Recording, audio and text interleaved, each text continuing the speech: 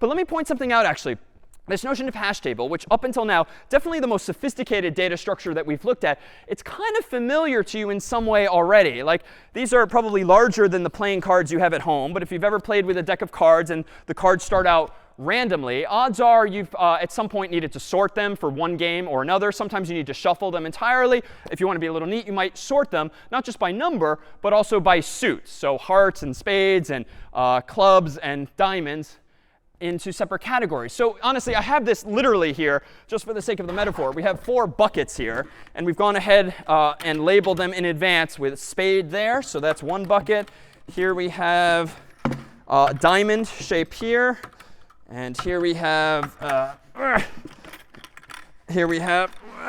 hearts here, and then clubs here. So if you've ever sorted a deck of cards, odds are you haven't really thought about this very hard, because it's not that interesting. You probably mindlessly start laying them out and sorting them by suit and then maybe by number. But if you've done that, you have hashed values before. If you take a look at the first card and you see that, oh, it's the ace of diamonds.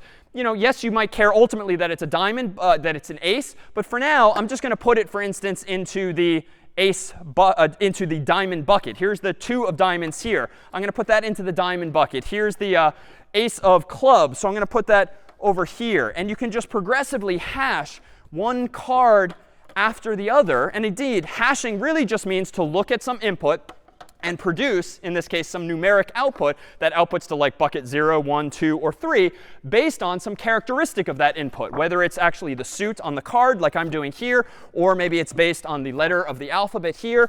And why am I doing this? Right? I'm not going to do the whole thing, because like 52 steps is going to take a while and get boring quickly, if not already. But why am I doing this? Because odds are you've probably done this, not with the drama of like actual buckets. You probably just kind of laid them out in front of you. But why have you done that, if that's indeed something you have done? Yeah, over to Sophia. There's a possibility that we could actually get to things faster. Like if we know what bucket it is, we might be able to even search things for like, 1 or less. Yeah. Something like that. Yeah, you start to gain these optimizations, right? Like at least as a human, honestly, like I can process 4 smaller problems just much easier than one bigger problem that's size 52. I can solve 4 13-card problems a little faster, especially if I'm looking for a particular card. Now I can find it among 13 cards instead of 52. So there's just kind of an optimization here. So you might take as input these cards, hash them into a particular bucket, and then proceed to solve the smaller problem. Now that's not what a hash table itself is all about. A hash table is about storing information, but storing information so as to get to it more quickly. So to Sophia's point, if indeed she just wants to find like the ace of diamonds, she now only has to look through a 13 size problem, a linked list of size 13, if you will, instead of an array or a linked list of size 52. So a hash table allows you to bucketize your inputs, if you will, colloquially, and get access to data more quickly. Not necessarily in time 1, in one step. It might be 2, might be 4, might be 13 steps, but it's generally fewer steps than if you were doing something purely linearly or even logarithmically. Ideally, you're trying to pick your hash function in such a way that you minimize the number of elements that collide by using not A through Z, but AA through ZZ, and so forth. So let me go ahead here and ask a question. What then is the running time when it comes to this data structure of a hash table? If you want to go ahead and search in a hash table, once all of the data is in there, once all of my contacts are there, how many steps does your phone have to take, given n contacts in your phone, to find Hermione or Hagrid or anyone else? So I see, again, 80% of you are saying constant time, big O of 1. And again, constant time might mean 1 step, 2 steps, 4 steps, but some fixed number, not dependent on n. 18% of you or so are saying linear time. And I have to admit, the 20% of you or so that said linear time are technically, asymptotically, mathematically correct.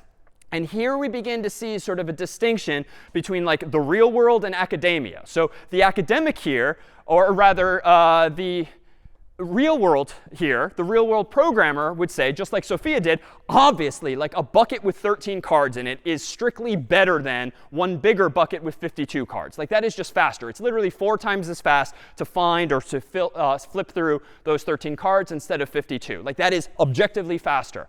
But the academic would say, yes, but asymptotically. And asymptotically is just a fancy way of saying as n gets really large, the sort of wave of the hand that I keep describing, asymptotically taking 13 steps is technically big O of n. Why? Well, in the case of the cards here, it's technically n divided by 4. Like, yes, it's 13, but if there's n cards total, technically the size of this bucket is going to end up being n divided by 4. And what did we talk about when we talked about big O and omega?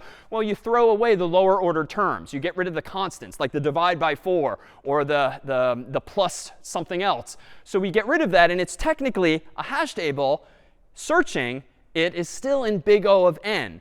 But here again, we see a contrast between like the real world and the theoretical world. Like, yes, if you want to get into an academic debate, yes, it's still technically the same as a linked list or an array, at which point you might as well just search the thing left to right linearly, whether it's an array or a linked list. But come on, like if you actually hash these values in advance and spread them out into 4 or 26 or 576 buckets, that is actually going to be faster when it comes to wall clock time. So when you literally look at the clock on the wall, less time will pass taking Sophia's approach than taking an array or linked list approach. So here, those of you who said big O of n are correct.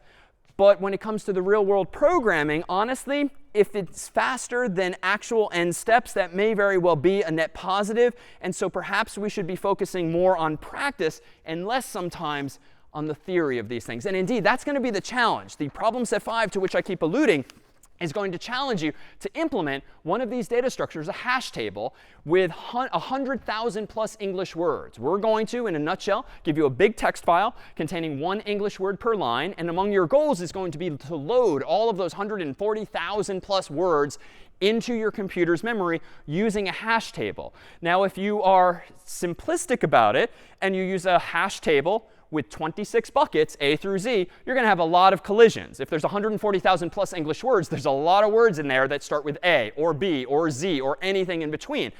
If you maybe then go with AA through ZZ, maybe that's better, or AAA through ZZZ, maybe that's better, but at some point you're going to start to use too much memory for your own good. And one of the challenges, optionally, of problem set 5 is going to be to playfully challenge your classmates, whereby if you opt into this, you can run a command that will put you on the big board, which will show on the course's website exactly how much or how little RAM or memory you're using and how little or how much time your code is taking to run. And so we just sort of put aside the sort of academic waves of the hand saying, well, yes, all of your code is big O of n. But n divided by 4, Sophia's approach, is way better in practice than n itself. And we'll begin to tease apart the dichotomy between theory here and practice.